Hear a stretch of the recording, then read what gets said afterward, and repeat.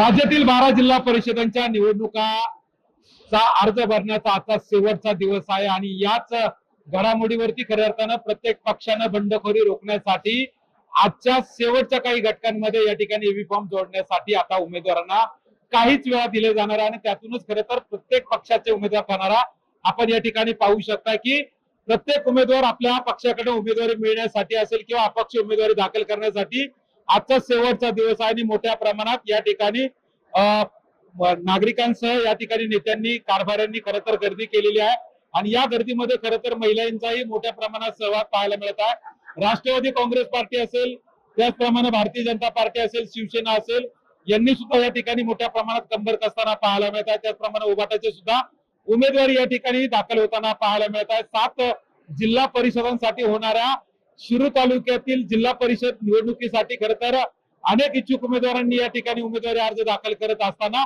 या ठिकाणी मोठ्या प्रमाणामध्ये पंचायत समितीतील प्रत्येक उमेदवारांनी आपला अर्ज दाखल करण्यासाठी धावपळ पाहायला मिळत आहे। गावांमध्ये या ठिकाणी मोठ्या प्रमाणात ढोल ताशांचा गजर असेल, त्याचप्रमाणे जंगी मिरवणूक असेल, याद्वारे आपली उमेदवारी प्रबळ करण्यासाठी आणि पक्षाकडे प्रबळ दावेदार असल्याची मागणी करण्यासाठी या ठिकाणी मोठ्या संख्येने पाहायला मिळत आहे। अशा परिस्थितीमध्ये या ठिकाणी शिरूर तहसील कार्यालयामध्ये उमेदवारांची खरं तर धावपळ पाहायला मिळत आहे। त्याचप्रमाणे अजून देखील काही उमेदवारांना एबी फॉर्म न मिळाल्यामुळे त्यांच्या चेहऱ्यावरती नैराश्य पाहायला मिळत आहे। अमोल दरेकर, जय महाराष्ट्र, शिरूर, पुणे।